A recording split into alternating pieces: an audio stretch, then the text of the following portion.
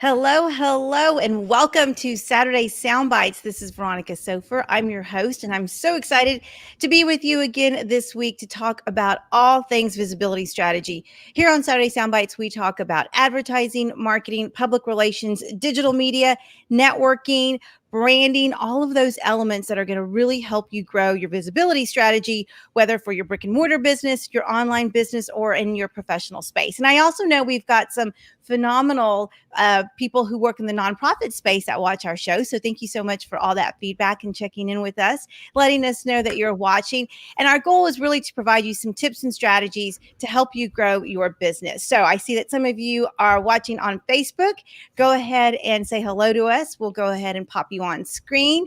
If you're watching on the replay, hashtag replay. And if you are listening on our podcast, be sure to hit subscribe because we want to make sure that you get notified every time we drop an episode. So this week, I really wanted to focus on some tips that were going to help you grow your business. So oftentimes we talk about SEO, search engine optimization.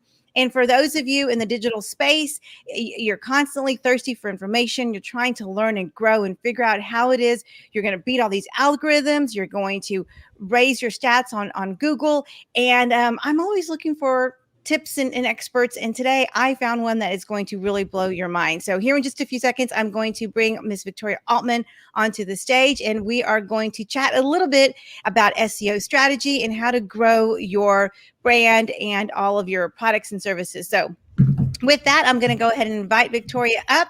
Hello, good morning and welcome. Good morning, Veronica. How are you? I'm fantastic. Thank you so much for joining us on Saturday Soundbites.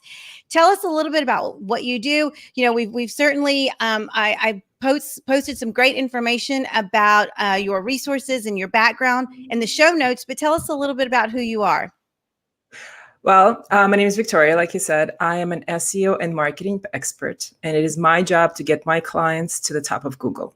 I work primarily with small businesses. I work with a lot of attorneys, and we essentially take what is usually a relatively limited budget, and we help them compete with very large firms, you know, that might be 300 lawyers. Wow. So we kind of help utilize the investment in the best possible way. That's awesome. And Google's so complicated and it's ever evolving. How did you get into this niche space? Because it's certainly not something you probably went to college to study. No, it's so funny. I was actually just having this discussion with someone yesterday.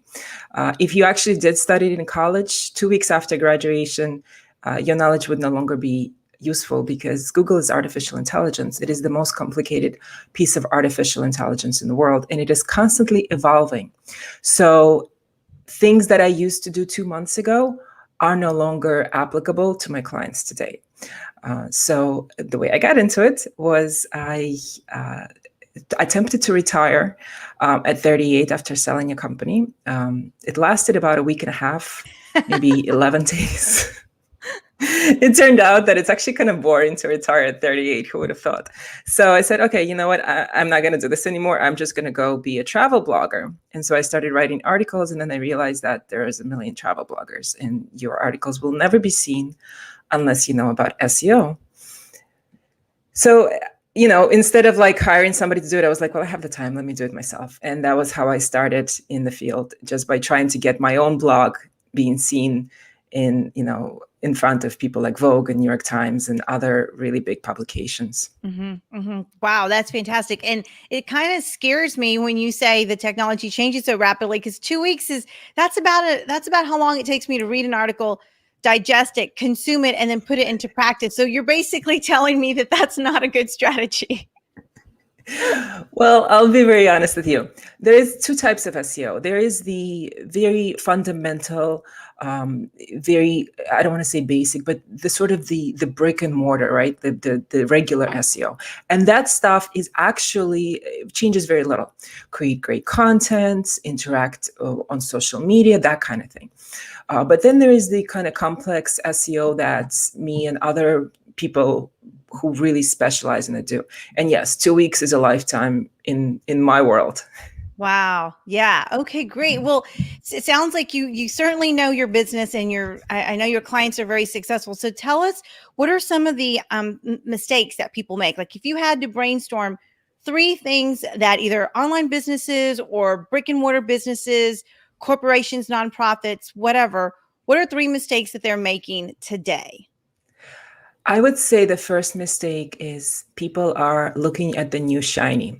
Instead of figuring out what their competitors are doing and finding the one area where they could really make an impact and really make a name for themselves, they go on Instagram, they start a TikTok, they do SEO for a little while, then they do a little web design, they do a little content production, and it makes no impact. And then they get frustrated and they say, well, marketing doesn't work, online marketing doesn't work. And it doesn't work if you work it that way. So the first mistake is not focusing on the things that are working well for your competitors. I would say the second mistake is not doing well the things that are working for your competitors. Mm-hmm. Some things you could do yourself, and some things are going to be very hard to do yourself, unless you have 50 hours a week like I do, sitting there conducting SEO experiments. You don't want to go into the fancy SEO stuff unless you know what you're doing, because you could actually tank your site if you're doing it wrong. And I would say the third thing is people expect very, very quick results. Now, with my clients, I've developed some approaches where even with SEO, we can get them calls within a few weeks. But I always tell them, look, SEO is not about immediate results. It's like building a house, right? If you really want immediate results, let's get you some ads. And those are, you pay for an ad, you get a client. You pay for an ad, you get a client if it's done properly. But you have to be a little bit patient. If you really want to build a great business and a great marketing strategy, just like in your line of work, right? You're in PR. And I think it was one of the first things you told me, right? Mm-hmm. Don't expect overnight results. It takes time to do good work. Mm-hmm. So be patient. Mm-hmm. And I think a lot of that is hard for people to process through, because as a business owner, you're either providing a service and so you see results, or you're selling a product and you receive there's an exchange of business there. And what people don't understand is that foundation oftentimes has to be built on consistency. And I know you mentioned it earlier, people try this, they try that, and all of a sudden they get frustrated. What do you think is a reasonable amount of time for someone to develop an SEO strategy, whether they're working with someone or they're learning it on their own? I mean, is this a process that takes 6 months, a year? How do you feel like that? What's a reasonable amount of time for a business owner to think about an SEO strategy? I would say like I said, with me, I will tell my clients, you'll be getting calls in a couple of weeks. But I have some strategies other people do not use. If you're a business owner and you're not getting results within 2 months, you should reconsider your strategy. Mm-hmm. Unless, and I'm going to say a big unless this is a brand new website that never existed before. In that case, you go into what Google doesn't say to us, but we know it to be the sandbox mode, where your website essentially doesn't count. So you have to wait about 3 months. But I had a client who came to me after having worked with another agency for a year, and understandably, he was very concerned whether or not I could deliver results, because in that year, he didn't get a single call. And when he started getting calls with me in a few weeks, he basically was like, oh my God, you're a miracle worker. It's not that complicated. A lot of people just don't know what they're doing. Right. And that's actually probably key, right? And we've talked, for those of us who work with business coaches and work on teams, we talk about making sure people are in the right seat on the bus, meaning they are harnessing their expertise and they're nurturing what comes natural to them. And it sounds like for people who aren't comfortable in the space, it might be beneficial to invest in working with someone with a little bit of expertise, because it sounds like you could really do some damage to your brand. You could very easily do damage to your brand. I've had quite a few cases who've come to me and they were working either with unethical SEOs or doing things themselves. And I basically had to say, okay, we need to fix things. Just like in your line of work, if you start making controversial statements or whatever, you could damage your brand. Same thing for us. If you don't know what you're doing, you could damage your brand. But there are some things you could do that are definitely not going to be brand damaging. Mm-hmm. Write great blog posts. You can, promote yourself on social media in a non-controversial way. And those things are, even if you don't benefit from them, you're never going to lose out on it, right? If you create great content, for instance. Mm-hmm. No, that's absolutely true. And I believe that to be true. Great content can't be replaced by tricks or algorithms or boosts or anything like that. Great content's what's going to get you put in front of the right people. So what are some of the tips that you share with people? What are just a couple of things people need to know when they are starting to work on their is digital footprint even the right word? Is that kind of the term? What's the right term for that?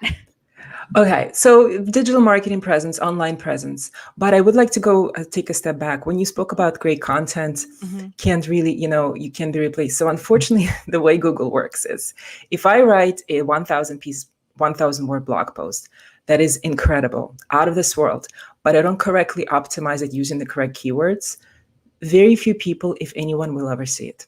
If I write a very mediocre blog post, but I include very specific keywords that I know for a fact from my own experiments Google is looking for, it will be in page 1.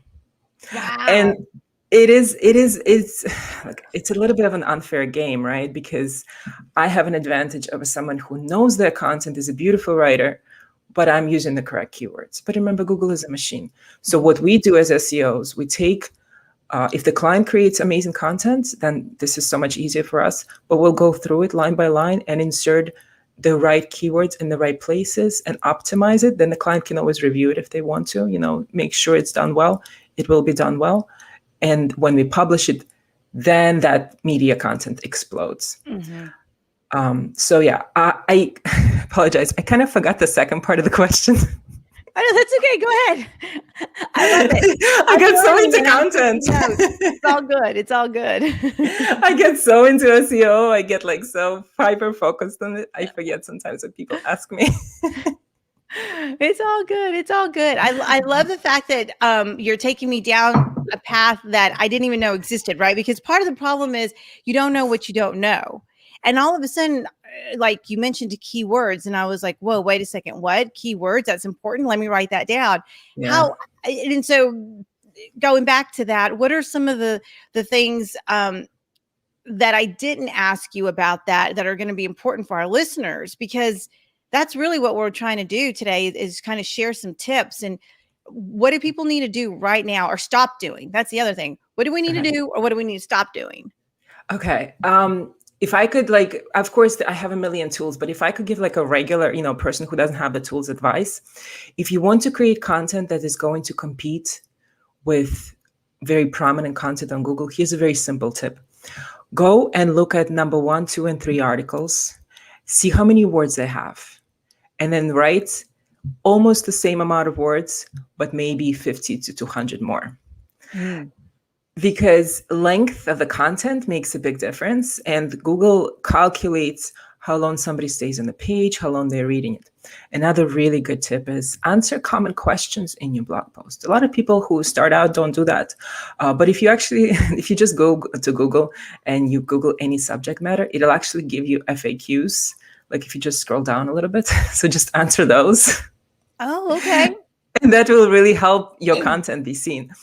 But another thing that people don't realize is that they go onto builders other than WordPress, and people don't realize that those builders are designed to be simple. They're not really designed oftentimes to promote your content. So if you have the ability, you can, really should be using WordPress.com. It is much more flexible, and it's very hard to rank good content with other providers, unless you really know what you're doing.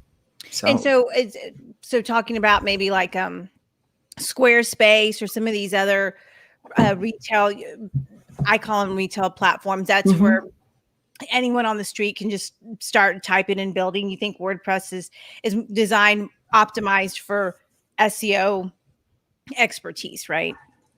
Well, so WordPress has all these plugins that we can use. Okay. And it's an open source software. So it's like Android versus iPhone, right? iPhone is great for certain things, but if you wanted to do a little extra, unless it's physically built into the software, you can't.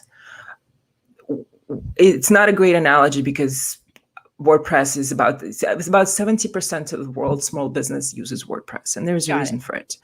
It's very flexible. So it's a good way to do it. That's really interesting because I've never really heard that. A lot of us that don't have some expertise in that space want to go to the easy, intuitive, let me just drop my little file over here, or drop my picture over here. And so you're really helping me understand that the strategy starts with the infrastructure. That's the lesson I'm getting. The strategy starts with the infrastructure. That is a great way to put it. The strategy starts with the infrastructure. And look, you can go on Upwork.com and you can hire a fantastic WordPress builder for $15, $20 an hour. You can get a fantastic website done for that much. And then when you hire someone like myself to come in, I don't have to say, listen, we have to redo this whole thing. I can't work on this platform. I can't help you on this platform. So if you are building your website and you're saying, well, I'm going to build this out, and maybe in a few months, I'm going to do some more SEO, just start off on the right foot, start off with the right structure. You can always change things later, of course, but starting off on the right foot will help you grow, better, faster. That makes complete sense. Are there any other tips about designing a website that might be helpful? I mean, I want to talk about social media too, but before we get to social media, is there anything else about websites that are just really important? Because all of a sudden you're making me second guess what I've been doing, and it makes complete sense now. Like you've opened my mind to the possibilities that I didn't know existed. So. Well, first of all, just like everybody else, I'm happy to give you a free website analysis. I will send you a lengthy Loom video where I'll go through all of your website structure and let you know things that could be changed, that should be changed, and all that. So you and everyone else out there, if you need a website analysis, just get in touch. I love this stuff. I love to do it. Yeah, I can tell. I can tell you do. That's fantastic. I do. I really do. One thing people don't realize is that we have to build sites mobile first. Very few people will browse as much on desktop as they will on mobile. So your website has to be very fast. And Google just came out with a new algorithm, which really they've been rolling out for years, but whatever, they're calling it new. That measures how quickly your website loads, the user experience, and all that. So your website has to be very well done on mobile, and it has to be very fast. If you search for Google speed test, you can actually see how quick your website is on mobile and on desktop. And this is very, very important. And what you should do is you should also search your competitors. And if your website is slower than your competitors, you're going to have a very hard time ranking. I'm not saying that's the only thing you need, but it is a basic. Wow. Yeah, absolutely. And now that you mention it, I know I just listened to a podcast recently where they talked about how fewer and fewer people are using desktop laptops to view websites. And before the question was posed, at some point, will we ever need these big clunky devices? And of course, there was an argument for all the reasons why you do, but it was interesting for information and consumption. People will still have their device in front of them, but then they'll just reach over and pick up their phone to search. And I thought that was an interesting analogy. And then I realized I do the same thing. I have my device in front of me, but I still use this. I do that all the time too. And it's the most ridiculous thing. I have 3 screens in front of me. And what do? I reach for my cell phone.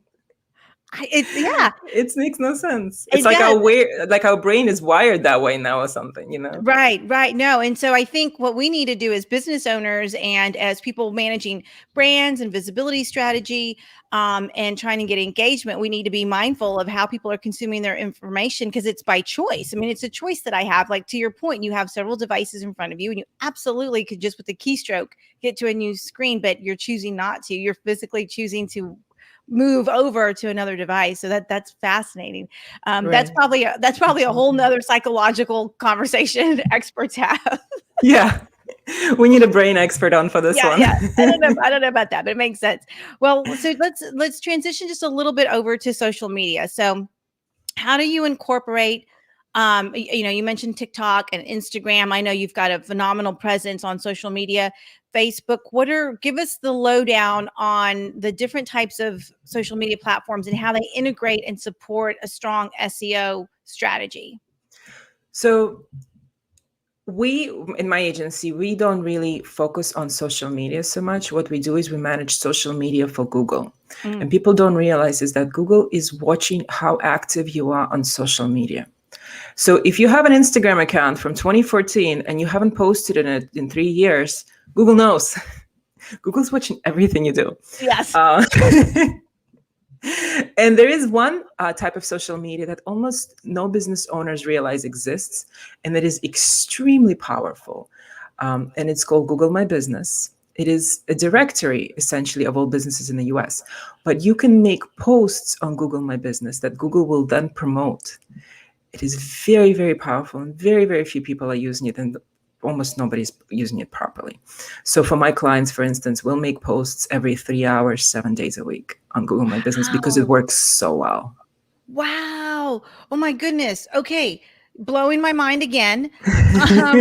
So and this may be a very archaic mindset, but my understanding was Google My Business was really for brick and mortar businesses. Is that still the case? I think it may have been the case a few years ago.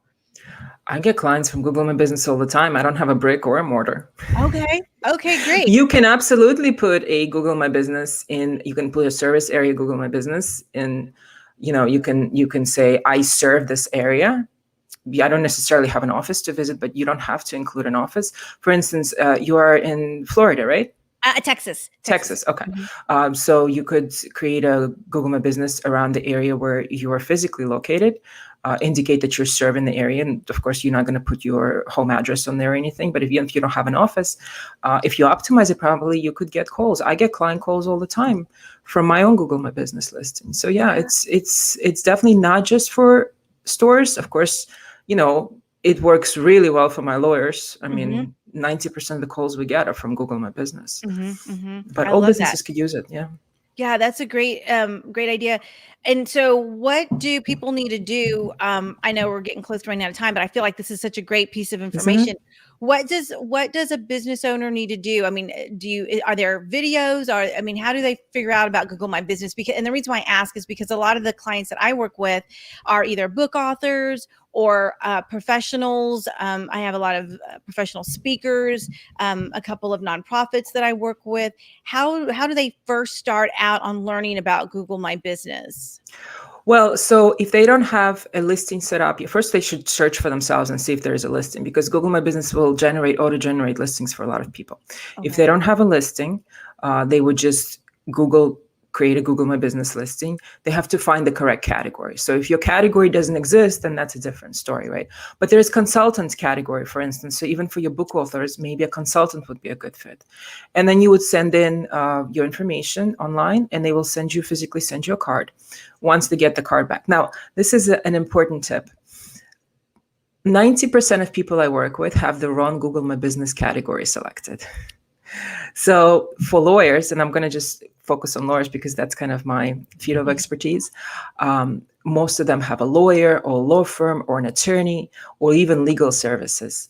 But there are very specific categories for most lines of work. There's personal injury attorney, criminal defense, divorce and family, estate, and so on.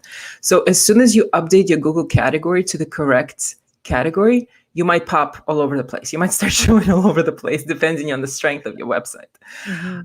So once you do that, you have to optimize it. And you can just put in the description. You can upload a couple of logos. A logo and a couple of videos if you have them, which are wonderful. And then you can make posts on Google My Business. And Google reads those posts, it indexes those posts. And there are also software out there you can use to post. I like Promo Republic, but there's so many different software. And you could say things like, I offer this kind of service. They have a service category. You could promote events. There's a lot you could do. And remember, Google loves Google, right? And so it indexes everything.